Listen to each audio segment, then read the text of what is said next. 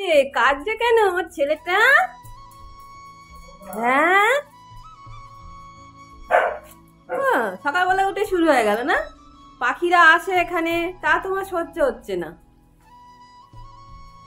বন্ধুরা, মর্নিং, শুভ সকাল। আর সব জামা কাপড়গুলো সব ভিজে, সব ভিজে, সব রোদ্দুরে দেব। আর আজকে 9টার থেকে মনে হয় রোদ্দুরটা দেখা দিয়েছে, এত কুয়াশা। বাবলা এসছে, বসে আছে, তাই না বাবা? কটা বিস্কুট খেয়ে এলো, মা বাবা চা খাচ্ছে, আর সঙ্গে একটু বিস্কুটও কটা খেয়ে এলো। শোনা বাবা, রোদ্দুর পোয়া, প্রচন্ড ঠান্ডা পড়েছে। আর এই গাছে আপাতত একটা ফুল হয়ে আছে, এই গাছগুলো এখনো হচ্ছে না। শীতকালে এই এক ঠান্ডা পড়লে মনে হয় এখানেই চুপচাপ থাকি রোদ্দুর পোয়ায়, আর ইচ্ছে করে না, কাজকর্ম করতে ভাল লাগে না। আমাদের এখানে সকালটা খুব সুন্দর, এত সুন্দর না, এই ধরো 12টা বা 1টা পর্যন্ত ছাদে মোটামুটি ভালো রোদ্দুর পাওয়া যায়। তারপরে 2টোর পর থেকে একদম রোদ্দুর সেই লাস্ট সীমানায় চলে যায়, মানে 3টে থেকে আর ছাদে সেরকম রোদ্দুর থাকে না। তো সকালবেলাটা মনে হয় অনেকক্ষণ টাইম যদি থাকা যায়, এই রোদ্দুরটা এত ভালো লাগে শীতকালে। দেখো জামা কাপড়গুলো কাল সমস্ত কেচেছিলাম আর ভিজে ভিজে রয়েছে। প্রতিদিনকার জামা কাপড় যেরকম থাকে আগে, নাইটি ফাইটি, আর কালকে তো বিনা চাদরটা কেচেছিলাম আর ভিজে ছিল, সেটাই মেলে দিলাম। এত ঠান্ডা পড়েছে না, জলের কাজ করতে বেশি ভালো লাগে না। তবে অনেক জামা কাপড় এখনও পড়ে আছে, সেগুলো অল্প অল্প করে সমস্ত কাচতে হবে। গরমকালে যেরকম কাচা যায়, শীতকালে না কাচতে বহুত কষ্ট হয়, বিশেষত বড় বড় বেড কভারগুলো। আর ছাদে যদি কাচার একটা ব্যবস্থা থাকতো না, খুব ভালো হতো। কি বলতো, জলের ব্যবস্থা আছে কিন্তু যে তলায় বসে কাচবো সেটা নেই। বাবলা, কোন জঙ্গলে ঢুকেছিস তুই? হ্যাঁ, আর ওই দেখো এই জঙ্গলের ভেতর, সেই জঙ্গলের ভেতর এখন ঘুরতে শুরু করে দিয়েছে। চলে আয়, কোথায় গেছে দেখো, বেজিদের সঙ্গে ও খেলে বেড়াচ্ছে মনে হয়, সেই জঙ্গলে ঢুকেছে। আয়, চলে চলে চলে। আর দেখো বন্ধুরা, কি সুন্দর ফুল হয়েছে, দেখেছো কি সুন্দর সব ফুল।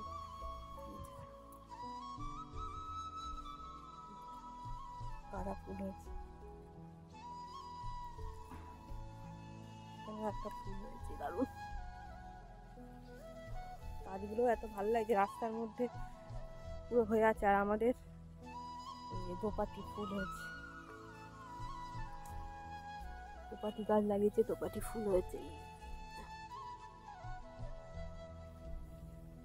চুটকি গাঁদা হয়েছে। আর চলা, সব থেকে ভালো হয়েছে এইটা, কসমস ফুলও হবে, বড় হয়ে গেছে। আমাদের ছাদেও আছে কসমস, জানি না হবে কিনা এবার। গাঁদা ফুলের পুরো ভর্তি হয়ে গেছে, দোপাটি, গাঁদা। আর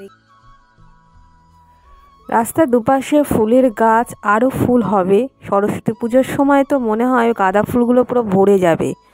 আর পাশের জমিটাতে সবজির মধ্যে কাঁচা লঙ্কা, টমেটো, বেগুন, পালং শাক, কপিও হয়েছে। তবে কপিগুলো না দূর থেকে ভালো লাগছে, কিন্তু কাছে গিয়ে দেখিনি। ওলকপি রয়েছে, ফুলকপিও আছে, বাঁধাকপিও মনে কয়েকটা পুঁতেছে। এগুলো দেখতে এত ভালো লাগে। আমার যুবরাজ আসছে, আয় চলে চলে চলে। আর গেটটা খুলবো তারপর আসবো, আয় আয় আয় আয় আয়, চলে আয়। এত চিৎকার করতে হয় সকালবেলা, দেখো ওর পেছনেই মনে অর্ধেকটা সময় চলে গেল, তো কখন আমি কাজ বাজ করবো না। চলে চলে চলে চলে আয়, হারা যায় না তোর সঙ্গে বুকে বুকে।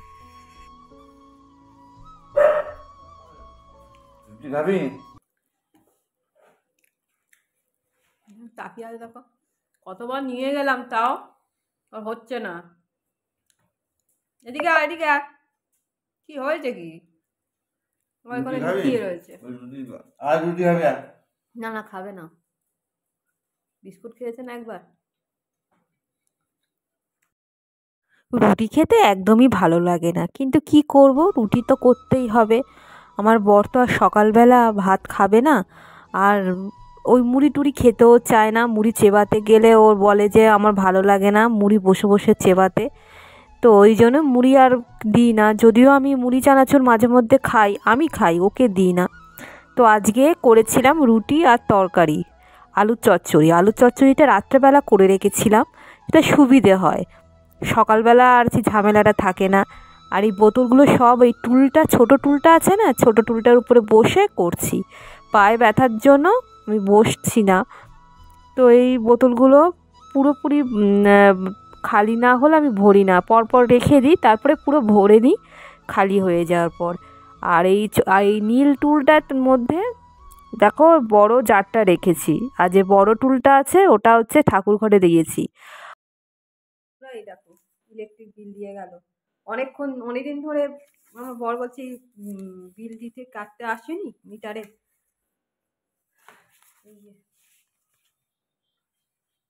এখানে রেখে দিই ইলেকট্রিক বিল। আমি এখানে না একটু মাংস করবো ভেবে এখানে আলু আর পেঁয়াজ রসুন এগুলো কাটছিলাম। তারপরে কলিং বেলটা বাজলো, বাজার পর খুললাম, ইলেকট্রিক বিল দিতে এসেছিল। বসে বসে এখনও স্নান করতে যাইনি, তো ভাবলাম যে মাংস তো করব, মাংসের জন্য আলু পেঁয়াজ এগুলো কেটে রাখি তো সুবিধেই হয়। মাংস করতে দেখবে বেশি সময় লাগে না, কিন্তু মাংস করার যে উপকরণগুলো ওইগুলো করতে একটু সময় লাগে। আর এই দেখো এটা সবজি তৈরি করব, পালং শাক, তারপরে ব্রোকলি, শিম, আলু, বিনস এই সব কিছু দিয়ে বড়ি দিয়ে একটা তরকারি করব নিরামিষ, সেটাই কেটে রেখেছি ঝুড়ির মধ্যে। আর আদা রসুন সব কেটে রাখছি মাংসের জন্য। মাংসের এই রসুন ছাড়াতে অনেকটা সময় লাগে, ওইটাই ছাড়িয়ে রাখলাম। আর আমাদের রিকসোনা কি করছে দেখো, বাবাকে ভিডিও কলিং করছে আর বাঘাকেও দেখাচ্ছে তার সঙ্গে। ওই ঘরে গেছে, আস্তে আস্তে পড়ে না যাও বাবা। ছবি তুলছি জোর, আর আমি তো ছবি তুলছি। এই দেখো কে দাদা, ওকে দেখে পাচ্ছি, নতুন লোক না, ওই তো দিদি হয়তো। বাঘা, সত্যি বাঘা,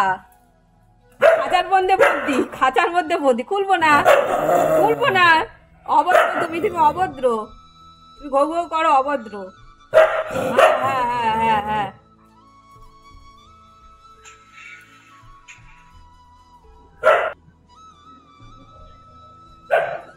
দাঁড়া, এখান থেকে তো ফুলটা নিচ্ছি, দাঁড়া এখানে দাঁড়া,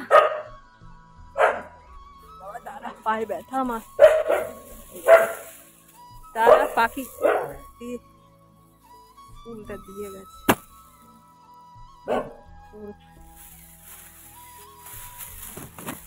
একটুখানির জন্য গেলেই হলো বাইরে। কি হলো, সকালবেলা থেকে কতবার যাওয়া হচ্ছে তোমার বাইরে? হ্যাঁ চলো চলো চলো চলো, পুজো দিতে হবে, 1:30 বাজে, চললো পুজো দেবো। তারপরে যোগাযোগ তো করে এসছি, দেখো জল খাচ্ছে, ছাদে যাচ্ছে, একটু বসছে, পাখিগুলোকে তাড়াচ্ছে, আবার ঘরে আসছে, আর একটুখানি গেট খুললেই ঘো ঘো ঘো করেই যাচ্ছে।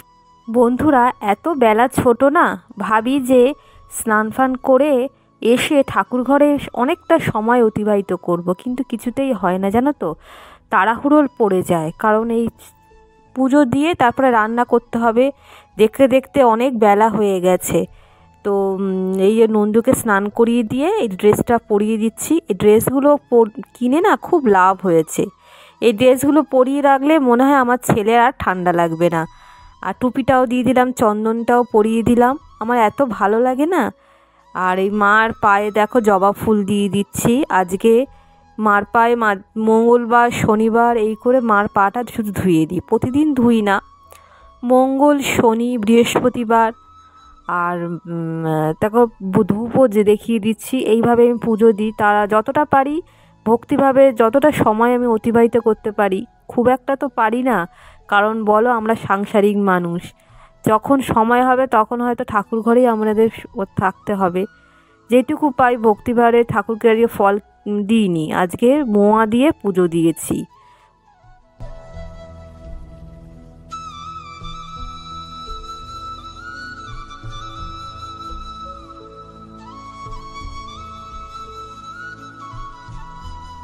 কদিন ধরেই ও বলছিল যে একটু সজাগ থেকো, রিডিং নিতে মনে আসবে ইলেকট্রিকের। আজকে এসছে, সেটাই নিতে এসছে, মানে বলছিল।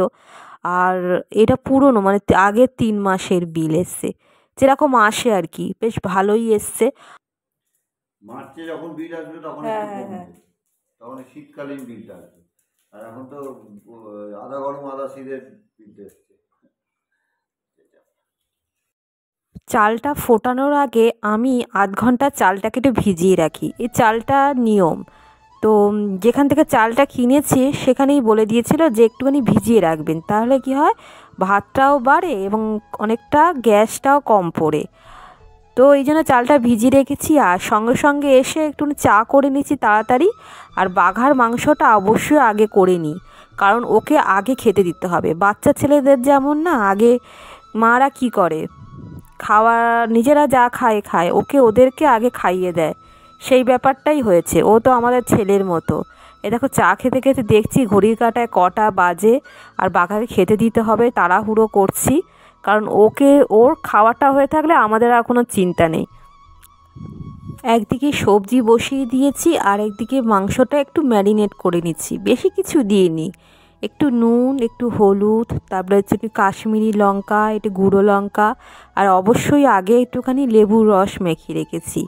আমি দেখলাম লেবুর রস মেখে রাখলে খেতে কি সুন্দর লাস্টে না টেস্টি হয়, আর মাংসটাও টেস্টি হয়, সফট হয়। আর এই দেখো বড়ি দিয়ে যে তরকারিটা সেটা করছি, মাঝে মাঝে রান্না করছি, আর মাঝে মাঝে বাইরে কাজ করছে আমার বর, সেখানে গিয়ে ওর সঙ্গে গল্প করছি। রাম তুলসীটা থাকে জানো। এ কি করছে রে বাবা, বাবলা কি করছে? দেখো মাটির কাজ করছে।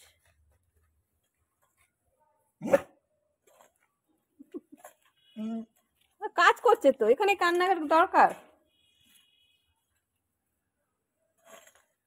এই মাটিগুলো কি এনেছিলে? না না, এগুলো বালি মাটি তো। ও, এগুলো সাইডে দিয়ে দিচ্ছি। হ্যাঁ। বুঝলে?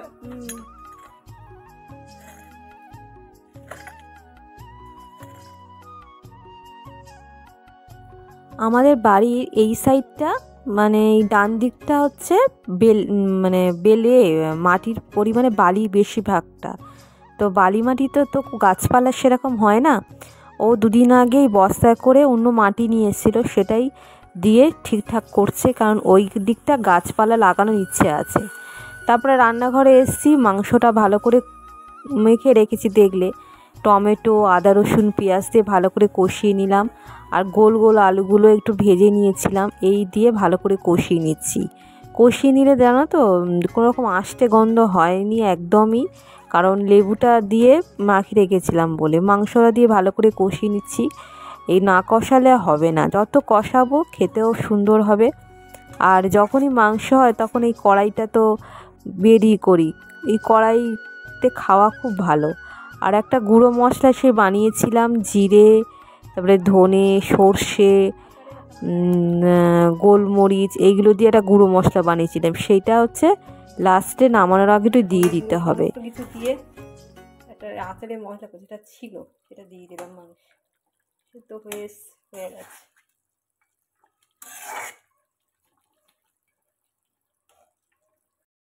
একদিকে রান্না বসিয়ে দিয়েছি, আর একদিকে মানে রান্না শেষ হয়ে গেছে, তাও ঝোলটা একটু ফুটছে, না ফুটলে তো হবে না। আরেক সঙ্গে সঙ্গে বাঁকাও খেতে দিচ্ছি। ওকে না খেতে দেবো, অনেকক্ষণ ধরে ভাবছি খেতে দেবো, কিন্তু কিছুতেই আর সময় হয়ে উঠছে না, একটার পর একটা কাজ হয়েই যাচ্ছে। তো তাড়াতাড়ি বাঘাটাকে খেতে দিলাম, ও খিদে পেয়েছে, চুপচাপ বসে আছে, কিছু মুখে বলে না, জানো তো এমনভাবে তাকিয়ে থাকে তুমি বুঝতে পারবে যে ওর খিদে পেয়েছে। তো এই দেখো খাচ্ছে নিশ্চিন্তে, বেশ ভালো লাগছে দেখতে, জায়গাটা পরিষ্কার হয়ে গেছে। বাবা কাজ করছে, আর তুমি এখানে বসে থাকো, তুমি এখানে বসো, খুব দেখা যায় কি করছে না করছে।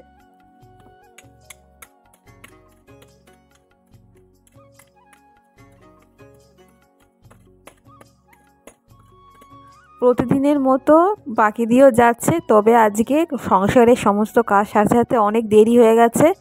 মোয়া তৈরির কাজ করে, মোয়া তৈরি অনেক দিনের অভিজ্ঞতা আছে, তো হাতে স্পিডও আছে, যেখানে মোয়া তৈরি হয় সেখানে যায়, আর সেখান থেকে ডিস্ট্রিবিউট হয় অনেক দোকানে। তুমি দাঁড়িয়েছিলে, দেখো হিসু করে দিল পা তুলে তোমার বাইকে, বাইকে বাইকে বাইকে ও বাইকে করবে না, মালিকের বাড়িতে করে।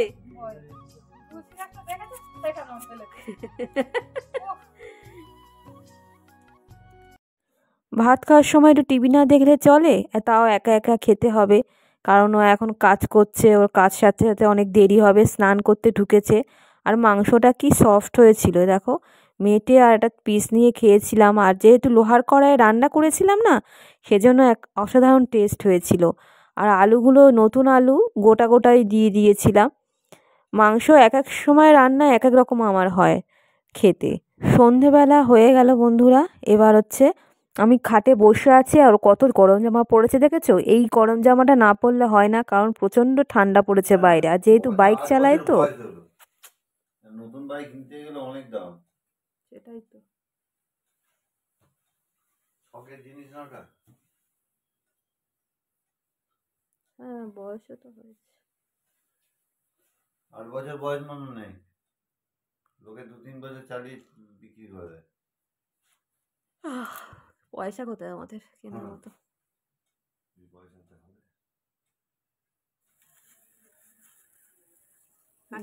তোমার ছবি করবি? হ্যাঁ হ্যাঁ,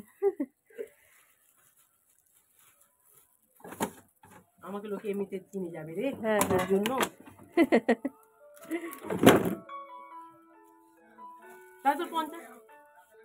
20 কত 20 30 না 40। না ভুল, হ্যাঁ হ্যাঁ 10 টাকা।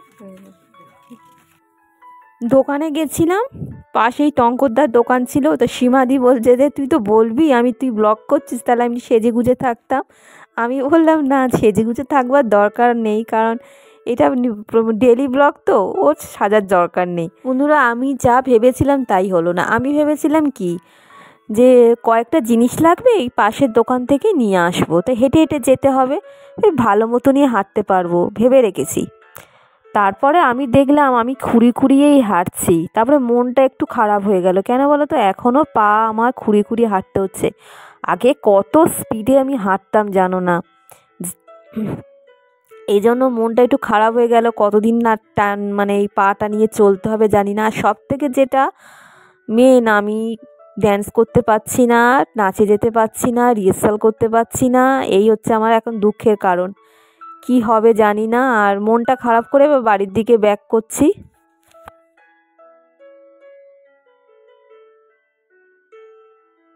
বেরোনো তো হয়ই না, অনেক দিন পর বেরোচ্ছি।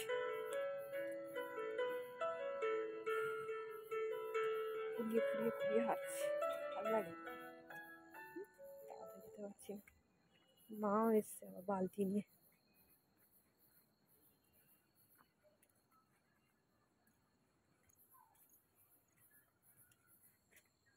মা আবার এই বালতিগুলো এনেছে গাছ পোঁতার জন্য, তখন বললাম যাও, তাড়াতাড়ি চলে আসবো, তাড়াতাড়ি যেতে পারছি না, ঘুরিয়ে হেঁটে হেঁটে গেলাম, তাহলে পা এখনো পুরোপুরি সারে। এমনি কোনো হচ্ছে না, কিন্তু কি এনেছো বাবা? কেন আবার বেদানা নিয়ে এসছে? বেদানা নিয়ে এসছে, ঠাকুরের জন্য রেখেছে বললু। মা বাবা একটুখানি চা বিস্কুট খেয়ে বাড়ির দিকে চলে যাচ্ছে। তো এই সময়টা আসলে বেশ ভালোই লাগে। তো বন্ধুরা ভিডিওটা এখানেই রাখছি, আবার দেখা হবে নতুন একটা ভিডিও নিয়ে তোমাদের সঙ্গে। টাটা।